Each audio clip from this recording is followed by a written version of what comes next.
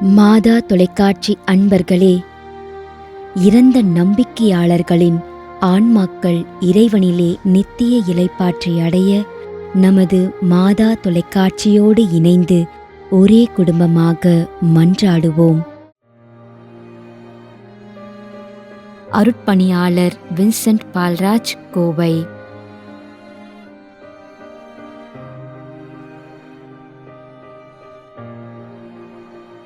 Roslin நாதன்.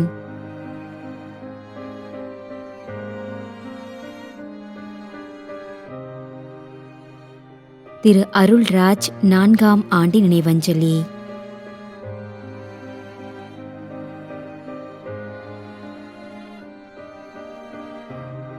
அமல்தாஸ்.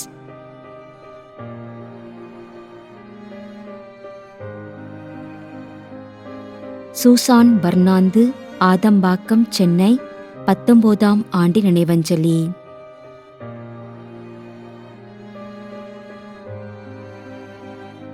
S. Angel Priya.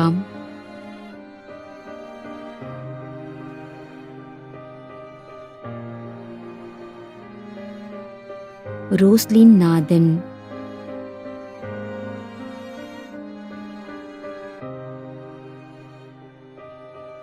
R. Sabarinathan, SD Irudhayamary, Kandikuppam, Krishnagiri. மேலும் யாரும் நினையாத நம்பிக்கையாளர்களின் ஆன்மாக்களுக்காகவும் மன்றாடுவோம்.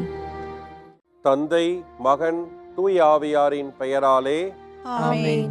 ஆண்டவருடைய பெயராலே நமக்கு உதவி உண்டு. விண்ணையும் மண்ணையும் படைத்தவர் அவரே. திருவெளிப்பாட்டு நூலிலிருந்து வாசகம். அதிகாரம் 14, இறைவார்த்தை 13. விண்ணகத்திலிருந்து ஒரு குரலை கேட்டேன். இது முதல் ஆண்டவரோடு இணைந்த நிலையில் இறப்போர் பேறு பெற்றோர் என எழுது என்று அது ஒலித்தது. அதற்கு தூய ஆவியார், ஆம், அவர்கள் தங்கள் உழைப்பிலிருந்து ஓய்வு பெறுவார்கள், ஏனெனில் அவர்களின் செயல்கள் அவர்களை பின்தொடரும் என்று கூறினார். ஆண்டவரின் அருள்வாக்கு. இறைவனுக்கு நன்றி.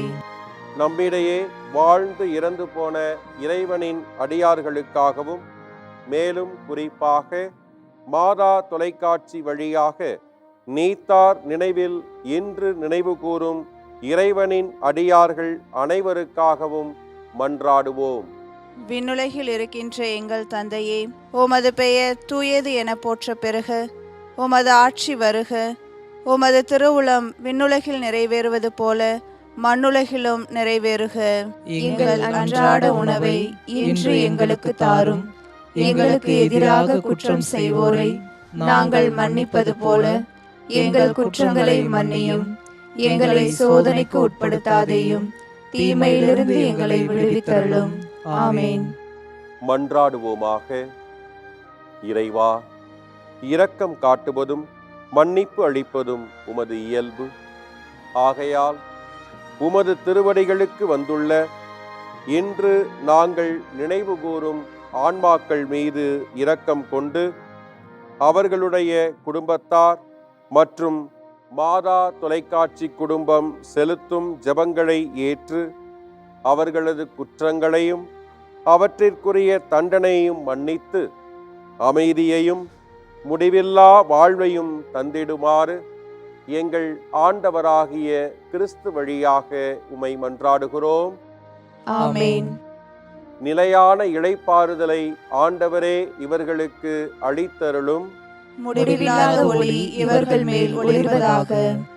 இறந்த நம்பிக்கையாளர்களின் ஆன்மாக்கள் இறைவனின் இரக்கத்தினால் அமைதியில் இளைப்பாறுவனவாக. ஆமென்.